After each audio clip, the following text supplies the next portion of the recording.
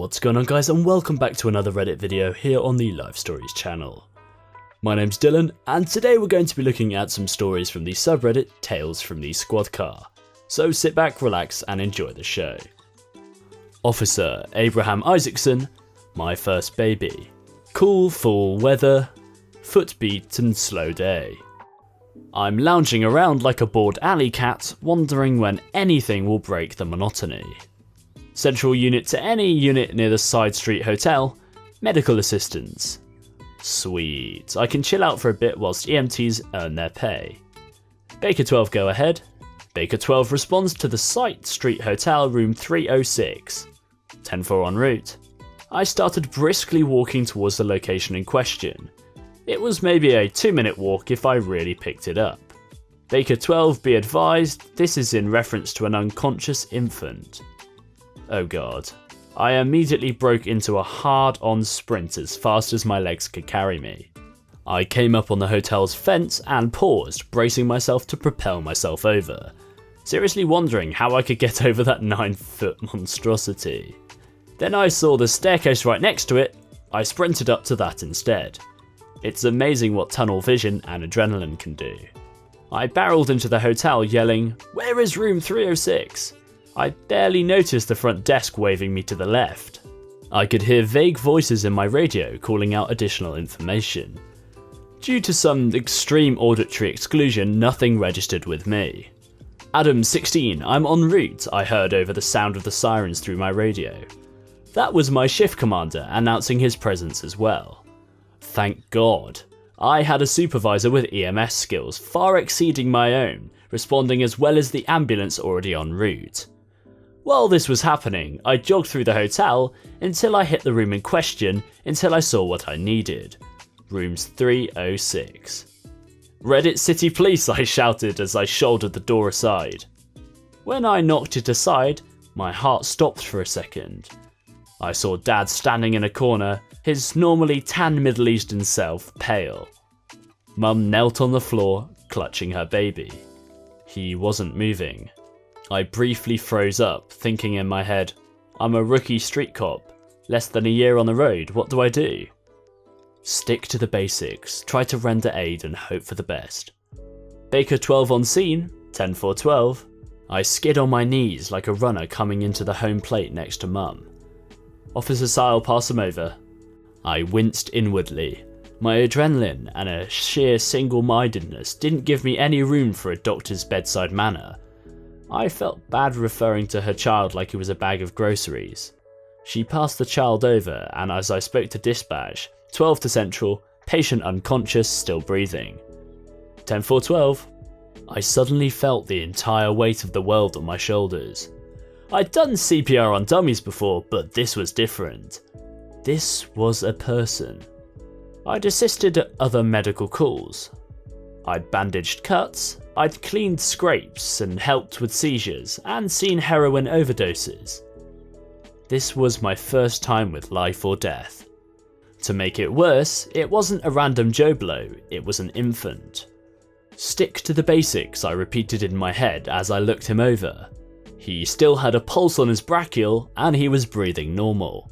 First, advise EMS how to get there faster. Baker 12 advise all units to hook left hard up the stairs, first door open on their right. 10-4-12. What was he doing before he went unconscious, I asked Mum. He was vomiting weird colours. As I went to respond, he woke up. Relief flooded through me. Baker 12, patient conscious. Baker 12, you advise the patient is conscious? Correct, he's awake. Almost immediately after, my shift commander ploughed through the door like the Kool-Aid man in a Family Guy episode and took over. He flipped our patient over, gave him a gentle backpack to ensure all the vomit was out of his system, and it was. EMS followed behind shortly after and ensured he was in perfect health. I took the time to talk to Dad. What's his name? Abraham Issacson. He's beautiful, sir. We all stopped for a second, Mum, Dad, cops and the EMS alike, to look at this kid. He just looked at us and smiled in that adorable way only a baby can. That's when I knew everything would be okay. Shortly after that, I debriefed the call with my supervisor. We generally talked about what I did well and what I could improve on. In this case, the only solution is more practice with the EMS and the calm that will come with seeing more situations like that. I mentioned hearing him come like a bat out of hell to my location. I have a 4-year-old daughter, I can't imagine life without her, so of course I came like that to help him. While that man can be a bit misanthropic or a downright grouchy bastard at times, he truly embodied right there what it meant to me, to protect and serve. Mum and baby were transported to a local hospital just to ensure everything was okay. Dad followed in his truck, and I'm glad to report that Abraham Issacson is still an insanely cute baby, and I hope he'll remain so for many years to come. Well folks, I was super relieved to see the end happy. Baby calls must be the hardest thing to deal with, and I wouldn't want to go through what EMTs and cops have to go through on the daily, but I applaud them and stand by all that they are. Police officer, why try to run? One cold night in South Alabama, I was working an overtime shift with another officer because we always work to a shift. I have the option to scan my neighbouring jurisdiction's radio traffic. I'm posted up south of my jurisdiction, and here the neighbouring jurisdiction had a one failing to stop. Well, it just happened that they were heading northbound into my city limits. When I tied into the pursuit speeds, they were exceeding 120 miles per hour. The vehicle that we were pursuing was a suspected drunk driver in a 1998 Chevy single cab. Keep in mind, all police units in the chase were brand new patrol units. He ran approximately 10 miles north until he had no idea where he was and bailed on foot off a dirt road. I was lead car due to the area he bailed in being my former department's jurisdiction. We jumped over one chain link fence and my taser didn't make a good connection. As we crossed the large yard and approached an 8-foot privacy fence, I'd already reloaded another 25-foot taser cartridge. As he got to the top of the fence, the taser made perfect connection and dropped him like a rock. He didn't put much resistance up due to falling off a fence and having 2 officers land on him. 5 units in the pursuit, only 2 were able to keep up in the foot chase.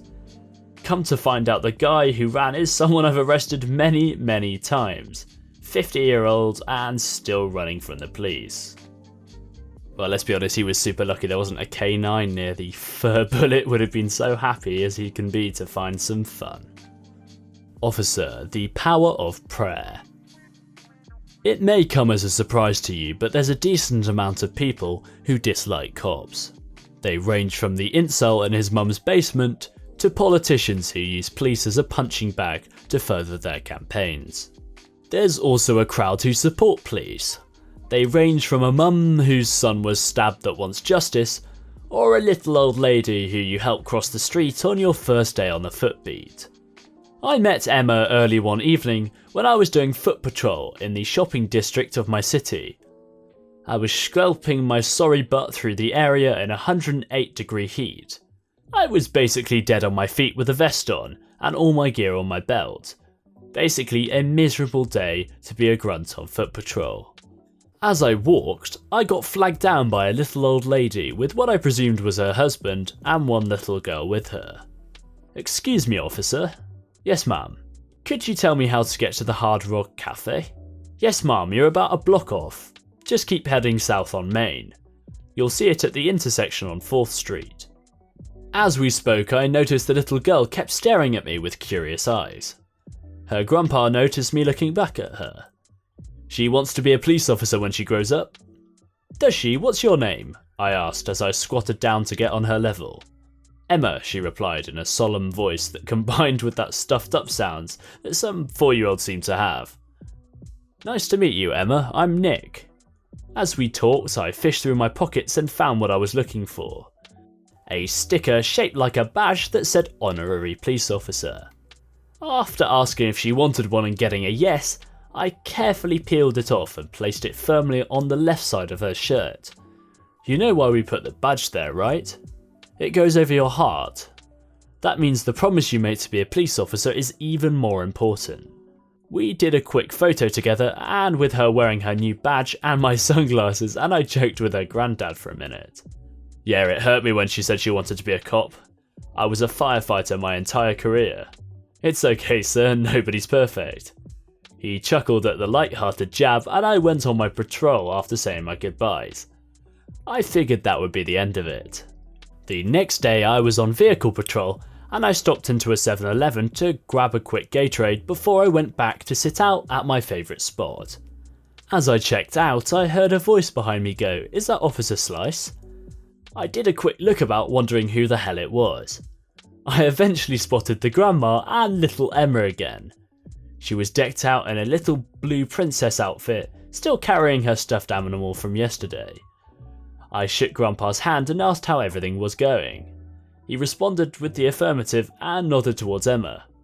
"Emma, is there anything you want to tell Officer Slice?" She mumbled something I couldn't quite catch. "I'm sorry, could you say that again?" I squatted down to hear her more clearly. "I prayed for you last night.